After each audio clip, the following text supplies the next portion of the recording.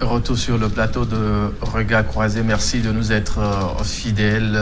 Nous allons parler Togo cette fois-ci et depuis quelques moments. Basile Agbo et Tommy Vivien sont bien sûr nos invités pour ce rendez-vous de ce soir. Coronavirus, évolution maîtrisée de la maladie. C'est une interrogation. On va essayer de creuser le sujet. Mais bien avant d'aller dans le fond du débat, nous avons quelques informations, celles-là, combinées sur le site dédié bien sûr à l'information officielle du gouvernement concernant le coronavirus au Togo. À 19h59, selon ce que nous avons à notre disposition, on a 25 cas confirmés, 23 actifs, 1 guéri et puis 1 décès. Ça fait beaucoup réfléchir. Basile Agbo, oui, c'est ça le tableau. Au jour d'aujourd'hui, à l'heure actuelle, il sonnait quelques minutes de 19h59, 20h pratiquement, et c'est le résultat qu'on a concernant les chiffres exacts sur le site de gouvernement. Oui, Mathieu, ça fait mal. Ça fait très mal. S'il faut se poser la question de savoir est-ce que le mal recule, je dirais non, le mal ne recule pas. Et le mal plutôt avance. Parce qu'il y a quelques jours, nous étions à 20, et après, nous étions montés à 23, et nous sommes aujourd'hui à 25. Et malheureusement encore, il y a un qui est guéri, comme dit. Il y a 23 cas qui sont encore là, et il y a un décès. J'avoue que ça fait mal, et ça fait peur. Ça fait peur parce que nous avons comme l'impression que il y a quelque chose qui ne tourne pas bien dans les mesures qu'on prend ou alors dans les soins qu'on administre aux personnes atteintes. Parce que si au jour d'aujourd'hui, on a un mort et que selon les informations que vous avez, le mort c'est au lieu de confinement des malades, c'est au CHR. Et je me dis qu'il y a quelque chose qui ne bouge pas. Et comment en est-on arrivé à avoir un mort? C'est ce que nous craignons depuis. C'est-à-dire que nous avons l'espoir que ça va évoluer de mal en bien. Maintenant, nous allons de mal en pire. Et donc, je crois que ça fait mal, c'est dangereux. Et les populations doivent comprendre aujourd'hui que ce que nous sommes en train de dire est sérieux. Le mal... Très sérieux. Le mal tue. Le mal est là dans nos murs et il tue. Et donc, ce que nous sommes en train de proposer comme mesure, ce que le gouvernement a proposé comme mesure, depuis le début de cette affaire-là, il ne faudrait pas que les gens prennent au sérieux, avec la blague. Il faut que les gens prennent au sérieux les dispositions que l'État est en train de dicter. Ne plus se serrer les mains et ne plus s'embrasser. Et se laver les mains, mais alors régulièrement. Se laver les mains avec du savon régulièrement. Même s'il le faut 1000 fois par jour, régulièrement. Il faut qu'on le fasse. Et ne pas porter la main vers le nez, vers les yeux, vers la bouche. Oui. Ne pas porter sa main à ce niveau-là. Éviter de mettre les doigts dans les narines. Dans les narines. Dans les yeux, voilà. et puis dans la bouche. Comme ça, il faut faire... S'il faut tousser dans les coudes, ou alors prendre son mouchoir, comme nous avons l'habitude de faire, tousser là-dedans, le plier et le jeter dans une poubelle. Pas dans la rue, dans une poubelle. C'est les quelques mesures-là. Et l'utilisation du gel. L'utilisation du gel, effectivement. Lorsque on n'a pas la possibilité d'aller se laver les mains rapidement, mais il faudrait nécessairement que les gens aient le gel alcoolisé dans leur poche et que de temps en temps, ils puissent utiliser le gel. Et lorsqu'on rentre dans sa maison, le premier geste à faire lorsque vous rentrez dans votre maison, c'est de chercher de l'eau, que l'eau vienne d'abord à la porte, que vous vous lavez les mains sérieusement avec du savon avant même de toucher vos enfants à la maison. Et je crois que si nous avons la conscience que ce mal-là est dangereux, nous devons donc mettre les masques. Il y a une chose qu'il ne faut pas oublier, la distance. Oui, j'en viens. Nous devons mettre les masques et respecter une distance de 1 mètre vis-à-vis peut-être de son interlocuteur. Et que dans les marchés, eh bien, les commerçants qui étalent leurs marchandises doivent pouvoir mettre le cache-nez systématiquement. Parce qu'ils ont des marchandises qu'ils ont exposées. Parce que la maladie, elle se déclare quelques jours après que vous soyez contaminé. C'est très important que les gens comprennent ça. Ce n'est pas une maladie que lorsque vous l'avez, elle se déclare automatiquement. Non, elle se déclare 4 à 6 jours après que vous soyez contaminé. Et donc, vous pouvez contaminer quelqu'un, même si ça ne se déclenche pas à votre niveau. Vous pouvez contaminer quelqu'un d'autre. Et donc, puisque nous n'avons pas fermé les marchés, puisque le gouvernement dit on ne peut pas fermer les marchés pour le moment, ceux qui vendent doivent avoir le cache-nez. Ceux qui vont dans les marchés également pour acheter doivent avoir le cache-nez. Et ne pas s'approcher trop du vendeur. Vous demandez ce que vous avez. Le vendeur peut prendre le produit. Il faut également que les marchands puissent avoir des gants.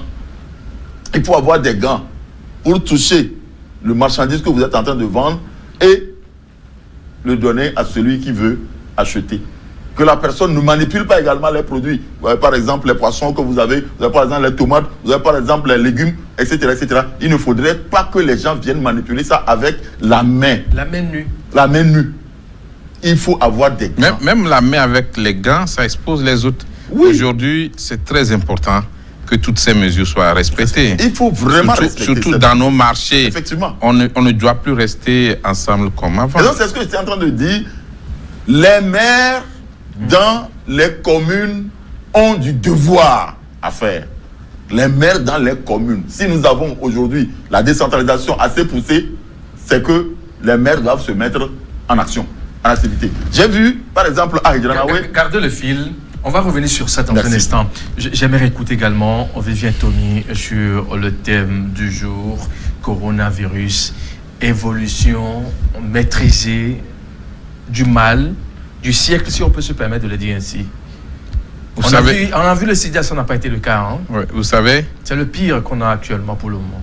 Quand nous étions entrés au studio, nous avons appris cette très mauvaise nouvelle d'un décès suite au développement de la maladie du coronavirus. Cela nous a vraiment rendu très tristes. Il a fallu vraiment du courage pour qu'on puisse continuer par parler devant vous. Et aujourd'hui, on se rend compte que notre pays n'est pas à l'abri du coronavirus. Et c'est le lieu de dire à tous les citoyens togolais, à tous les citoyens africains, à tous les citoyens du monde, ne blaguons pas avec la maladie du coronavirus. C'est un fléau. Et l'OMS ne déclare pas comme ça une épidémie ou une pandémie. Avant de parler de pandémie, c'est qu'il y a des proportions qui sont atteintes. Si les gouvernements ont essayé de créer des comités de crise qui sont gérés directement par les présidents, le numéro 1 de chaque pays, ça veut dire que c'est sérieux. Aujourd'hui, nous avons tous l'obligation de respecter les normes, les règles, les consignes, les recommandations du gouvernement et de l'OMS. Continuez par se laver les mains régulièrement et avec du savon, utiliser le gel, se protéger, ne pas envoyer les mains vers le visage. Il faudrait qu'on vous répète toutes ces mesures-là. Parce que vous savez, quand on nous disait tous que c'est en Chine, beaucoup se sont dit, mais c'est très loin. Quand même, c'était proche de certains d'entre nous. C'était très proche. Et après, c'est venu en Europe, on a dit, bon, les Blancs là, vraiment, ils vont souffrir. Et c'est arrivé chez nous. Et pire que tout, aujourd'hui, nous venons d'enregistrer un décès. Que Dieu fasse que ce soit le seul. Mais aussi que tous les citoyens mettent tout en œuvre pour que ce soit le seul. que le gouvernement prenne sa responsabilité pour protéger la nation. En faisant quoi concrètement? On a déjà vu certaines décisions qui ont été prises ça et là. Le gouvernement a commencé. Il faut féliciter le gouvernement pour ce qui est fait. Mais il faut l'encourager, il faut l'exhorter à faire encore mieux. Faut-il nous confiner? Il faut aller au confinement. Il faut aller au confinement, mais avec des mesures d'accompagnement. C'est sérieux, ce n'est pas de l'amusement. On a comme l'impression que même au plus haut niveau, certains ministres ne comprennent pas l'ampleur de la chose. C'est-à-dire? C'est-à-dire que je ne suis pas encore satisfait de la sensibilisation qui est faite. Je ne suis pas satisfait de la mobilisation qui est faite de la part des médias. Aujourd'hui, il faudra faire encore mieux. Nous avons élu des présidents en Afrique pour pouvoir nous aider à vaincre en ces moments difficiles. Il est temps que chacun prenne sa responsabilité. Les maires n'ont aucun accompagnement jusqu'à présent. Comment est-ce que cela peut se comprendre? Quand dans d'autres pays, comme au Bénin à côté, on essaie, à cause de la décentralisation, d'impliquer les responsables locaux. Aujourd'hui, le gouvernement ne doit plus prendre juste des décisions au niveau central. Essayez de mettre de l'argent, un peu d'argent, à la disposition des 117 communes. Et Dieu merci, nous n'en avons pas beaucoup. Les 117 communes, la quarantaine de préfectures, il faut qu'il y ait des moyens et que ces moyens ne soient pas détournés. Ces moyens doivent être utilisés pour intensifier d'une façon professionnelle et technique la sensibilisation. Parce que c'est une question de mort, c'est une question de vie. Et tous les gouvernants qui vont essayer de faire de la complaisance, qui vont jouer avec la vie des citoyens africains, vont regretter cela quelques mois après, si Dieu nous aidait à aller effectivement au bout de cette maladie, et si tous les citoyens conjuguaient leurs efforts pour qu'on puisse effectivement vaincre ce mal. Aujourd'hui, si vous voulez mourir, mourrez seul. Allez-y seul. Mais protégez de grâce les autres. Protégez vos frères, protégez vos enfants. Respectons les mesures de sécurité. Inutile de sortir quand vous n'avez rien à faire. Inutile de rester dans les bars. Inutile de s'embrasser. Il faut qu'on en parle beaucoup plus. Hein, mais on va observer une pause de quelques secondes et on revient juste derrière.